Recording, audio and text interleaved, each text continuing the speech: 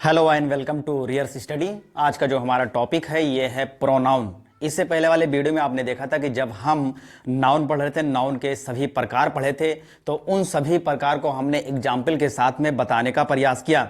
आज का जो ये प्रोनाउन है, प्रोनाउन में हम उन सभी प्रकार के प्रोनाउन को पढ़ने का प्रयास करेंगे जितने भी प्रोनाउन होते हैं, और इनके उदाहरण भी समझेंगे और ये भी हम समझेंगे कि ये नाउन या प्रोनाउन कैसे बोले जाते हैं। आपने देखा कि दुनिया में जितनी भी चीज़ें हैं उनका कहीं ना कोई नाम है। हम उनको नाम से जानते हैं और उनका नाम लेकर हम बोलते हैं। ठीक जिस तरह हम हिंदी में बोलते हैं, ठीक उसी तरीके से अंग्रेजी में उन नाउन को बोला जाता है। बस जब प्रोनाउन बोला जाता है तो नाउन के स्थान पर जब हम कभी कभी जब नाउन के बार बार नहीं रिपीट करना चाहते तो उसी नाउन के स्थान पर हम प्रोनाउन को बोलने का प्रयास करते हैं। प्रोनाउन अगर देखा जाए तो एक ये शब्द है, ये पार्ट ऑफ स्पीच का दूसरा नंबर का ये है, यानी दूसरा हिस्सा है, मतलब दूसरा है, सेकंड नंबर पर आता है। और इसे हम जब समझेंगे तो इसमें देखेंगे कि कई तरह के प्रोनाउन होते हैं। आप इसमें डेफिनेशन देखेंगे, जो भी चीज़ें इसमें हैं गहराई से इसको सीखने का प्रयास करेंगे और इसको बोला कैसे जाता है नाउन के स्थान पे वो भी हम समझने का प्रयास करेंगे।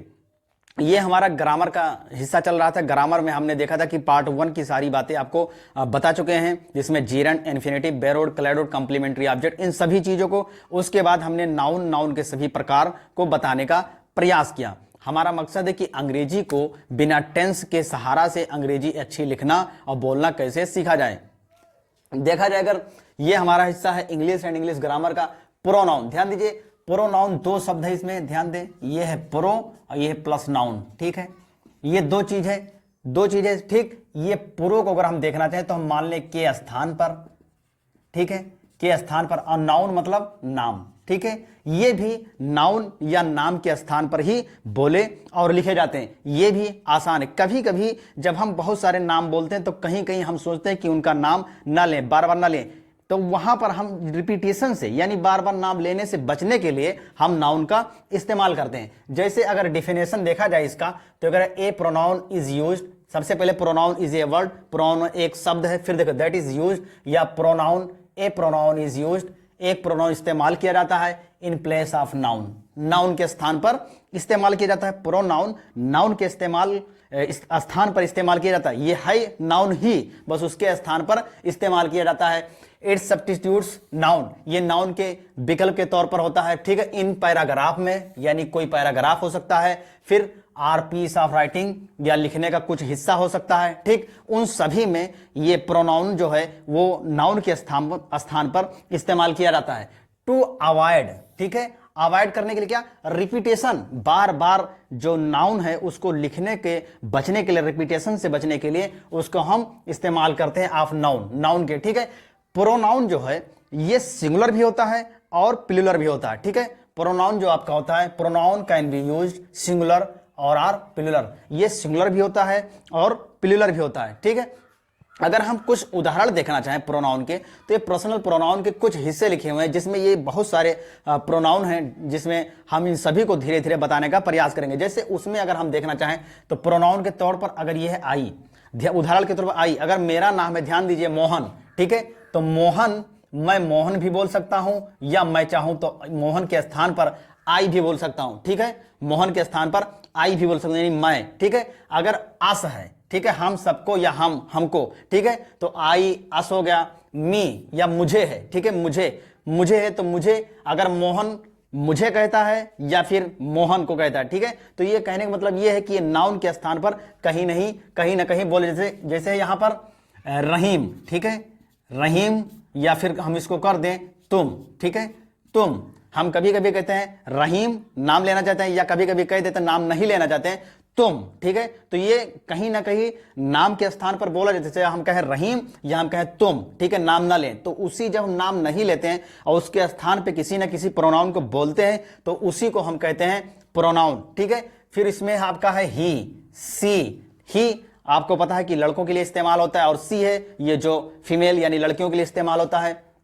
अब इसमें आपको ये पता होगा कि जो प्रोनाउन है बहुत आसान है। इसमें एक बात ध्यान रखें कि ये नाउन ही है, बस ये प्रोनाउन नाउन ही है, बस ये नाउन के स्थान पर ये बोला और लिखा जाता है। फिर उसके बाद में अगर हम टाइप्स ऑफ प्रोनाउन देखना चाहें कि प्रोनाउन कितने प्रकार के होते हैं, यानी अगर हाँ प्रोनाउन को अगर हिंदी में लिखना चाहें तो इसको सर्वनाम कहते हैं, ठीक है, सर्वनाम कहते हैं हिंदी में, ठीक है, सर्वनाम कहते हैं, ठीक है।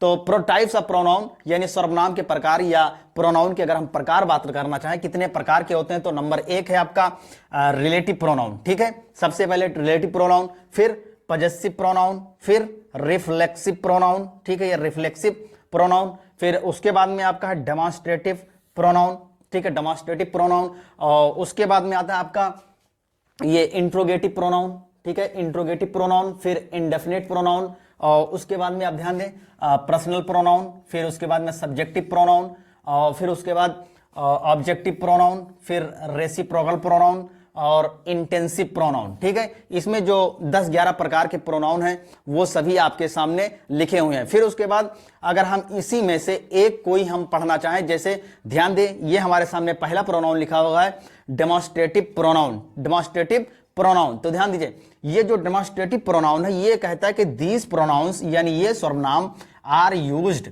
इस्तेमाल किए जाते हैं two point a specific object, किसी ना किसी ऑब्जेक्ट को ये स्पेसिफिक पॉइंट करने के लिए इस्तेमाल। ऑब्जेक्ट ध्यान दीजिए ऑब्जेक्ट 3-4 तरीके हो सकते हैं, ठीक है।